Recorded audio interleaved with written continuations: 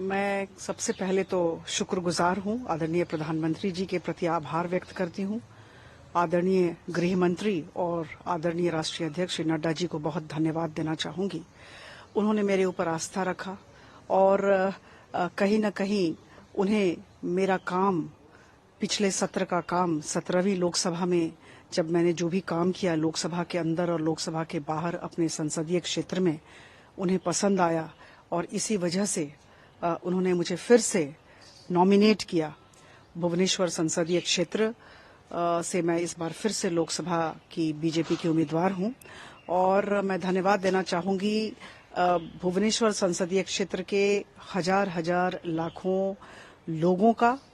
उनकी वजह से, उनके आशीर्वाद की वजह से यह टिकट मिला और मैं बहुत ही स्पष्टता के साथ कहना चाहूंगी कि यह टिकट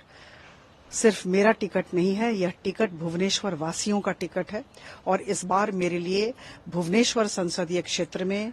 भुवनेश्वर के लोग निर्वाचन लड़ेंगे। मैं उनके साथ रहूंगी और मुझे लगता है कि लोक सेवा, लोक नीति और विकास, इन 3 मुद्दों को लेकर हमने 5 वर्ष बहुत परिश्रम किया। लोगों का अभूतपूर्व सहयोग मिला, आशीर्वाद मिला और आगामी दिनों में भी मैं आपके माध्यम से सबको विश्वास देना चाहती हूं कि भुवनेश्वर संसदीय क्षेत्र में और ओडिशा राज्य में जिस तरह से पहले काम किया गया 5 वर्षों में, उससे अधिक ऊर्जा के साथ हम सब काम करेंगे। और मैं कह दूं कि ओडिशा में विधानसभा और संसद के चुनाव एक साथ हो रहे हैं, तो जिस तरह का वहां माहौल है, मोदी जी के प्रति जिस तरह लोगों के मन में प्रेम का भाव है, मैं विश्वास के साथ कह सकती हूं कि इस बार ओडिशा राज्य में भी मोदी सरकार आने वाली है। विधानसभा भी हम जीतेंगे, हमारी सरकार का गठन होगा और संसद में भी मैं कह दूं ओडिशा राज्य से 21 लोकसभा में करीबन 15 लोकसभा तो हम लोग लोकसभा सीटों को निश्चित तौर पर जीतकर हम लोकसभा आएंगे। Thank you. I have been re-nominated as Bhubaneswar Lok Sabha candidate from the Bharatiya Janata Party,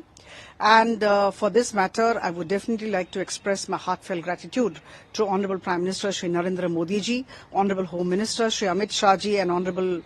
President of our Bharatiya Janata Party Shri JP Nadda ji. And at the same time I am extremely grateful to our state president, the Bharatiya Janata Party state unit president Shri Manmohan Samal ji. They have put faith on me and they think that whatever I have done in the last 5 years have gone down well with the public, and that is why they have re-nominated me. So I think with all humility I accept the ticket, but at the same time I would like to say that this ticket is not only for me, this ticket is for all Bhubaneswar Vasis, all the people of Bhubaneswar parliamentary segment, and I must say with all conviction at my command that this time the election of Lok Sabha in Bhubaneswar parliamentary segment would be fought not only by me but by all 20 lakh constituents of Bhubaneswar parliamentary segment. So I think जनता इस बार चुनाव लड़ने जा रही है और मैं बहुत ही गर्व के साथ कहना चाहूंगी कि प्रधानमंत्री मोदी जी